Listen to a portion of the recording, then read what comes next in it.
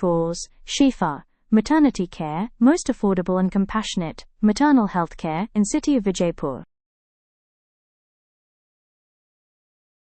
Heart attack ಈ ಒಂದು ಪದ ಕೇಳಿದ್ರೆ ಸಾಕು ಎಂಥವರಿಗೋ ಒಂಥರ ಭಯ ಆಗತ್ತೆ ಅಲ್ವಾ.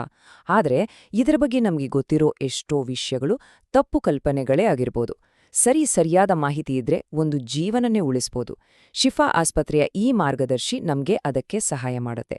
ಹಾಗಾದ್ರೆ ಎಲ್ಲರೂ ಸಾಮಾನ್ಯವಾಗಿ ಮಾಡೋ ಒಂದು ದೊಡ್ಡ ತಪ್ಪಿನಿಂದಲೇ ನಮ್ಮ ಈ ಚರ್ಚೆಯನ್ನ ಶುರು ಮಾಡೋಣ. ನೋಡಿ, ಅಯ್ಯೋ ಅದು ಬರೀ ಗ್ಯಾಸ್ ಇರ್ಬೇಕು. ಈ ಮಾತು ಕೇಳೋಕೆ ಎಷ್ಟು ಸಿಂಪಲ್ ಆಗಿದೆ ಅಲ್ವಾ. ಆದರೆ ಹೃದಯಾಘಾತದ ವಿಷಯದಲ್ಲಿ ಇದೇ ಮಾತು ಅತ್ಯಂತ ಅಪಾಯಕಾರಿ ತಪ್ಪಾಗಿ ಬದಲಾಗಬಹುದು. ಈ ಒಂದು ಸಣ್ಣ ತಪ್ಪು ತಿಳುವಳಿಕೆ ಜೀವಕ್ಕೆ ಹೇಗೆ ಕುತ್ತು ತರಬಹುದು ಅಂತ ಈಗ ಅರ್ಥ ಮಾಡ್ಕೊಳ್ಳೋಣ. ಹಾಗಾದ್ರೆ ಹೃದಯಾಘಾತ ಅಂದ್ರೆ ಮಯೋಕಾರ್ಡಿಯಲ್ ಇನ್ಫಾರ್ಕ್ಷನ್ ಅಂದ್ರೆ ನಿಖರವಾಗಿ ಏನದು? ತುಂಬಾನೇ ಸರಳವಾಗಿ ಅರ್ಥ ಮಾಡ್ಕೊಳ್ಳೋಣ ಬನ್ನಿ. ನಮ್ಮ ಹೃದಯನ ಒಂದು ಪಂಪ್ ಅಂತ ಅಂದ್ಕೊಳ್ಳಿ.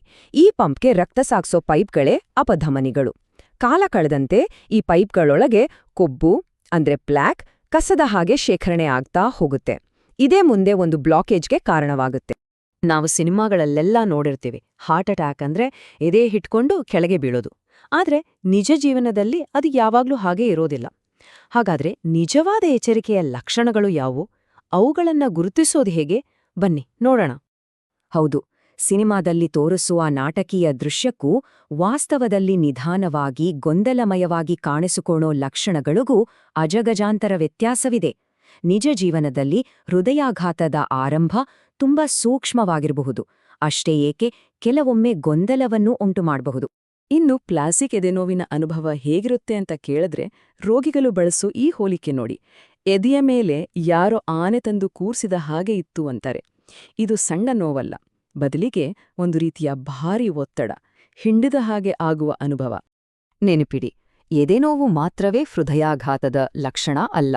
ಕೆಲವೊಮ್ಮೆ ಅದು ಗ್ಯಾಸ್ ಅಂತ ನಾವು ಅನ್ಕೋತೀವಲ್ಲ, ಆ ರೀತಿ, ಇಲ್ಲ ಸುಸ್ತು, ಉಸಿರಾಟದ ತೊಂದರೆ, ತಣ್ಣಗೆ ಬೆವರುವುದು, ತಲೆಸುತ್ತು, ಈ ರೂಪದಲ್ಲೂ ಬರಬಹುದು.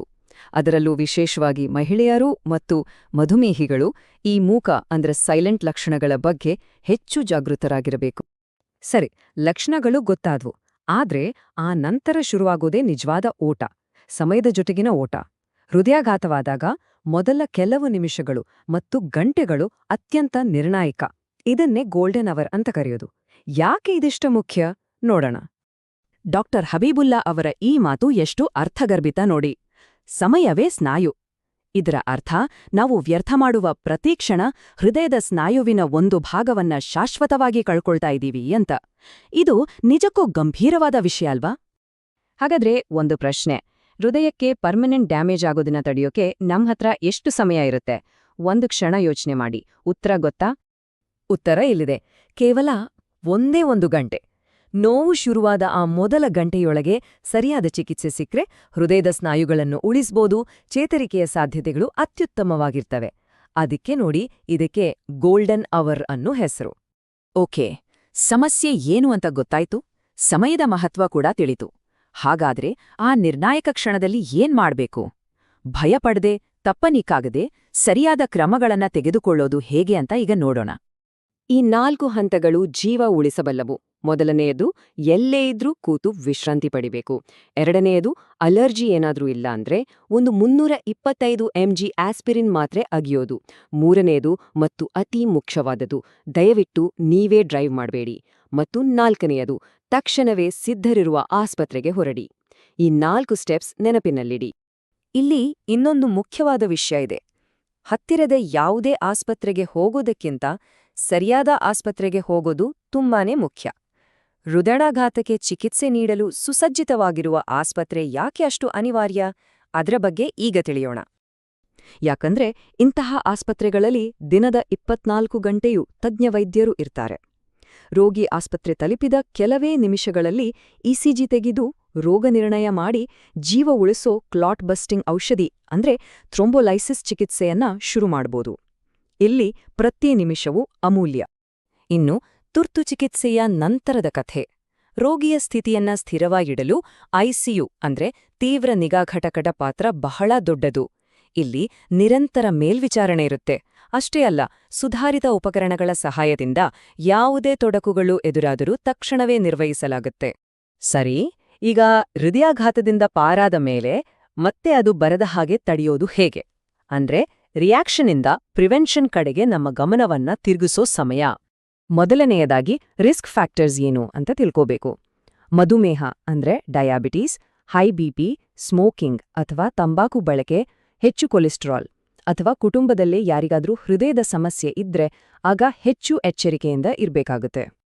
ಡಾಕ್ಟರ್ ಹಬೀಬುಲ್ಲಾ ಅವರ ತಡೆಗಟ್ಟುವಿಕೆ ಯೋಜನೆ ನೋಡಿ ಎಷ್ಟು ಸರಳವಾಗಿದೆ. ನಮ್ಮ ಬಿಪಿ, ಶುಗರ್, ಕೊಲೆಸ್ಟ್ರಾಲ್ ನಂಬರ್ಗಳನ್ನ ತಿಳ್ಕೊಂಡಿರ್ಬೇಕು, ಪ್ರತಿದಿನ ಕನಿಷ್ಠ ಒಂದು 30 ನಿಮಿಷ ವ್ಯಾಯಾಮ ಮಾಡಬೇಕು, ಯುವಕರಲ್ಲಿ ಹೃದಯಾಘಾತಕ್ಕೆ ನಂಬರ್ 1 ಕಾರಣವಾಗಿರುವ ತಂಬಾಕುನ್ನು ಹಿಂದೆ ಬಿಡಬೇಕು ಮತ್ತು ಒತ್ತಡವನ್ನ ಕಡಿಮೆ ಮಾಡ್ಕೊಳ್ಬೇಕು.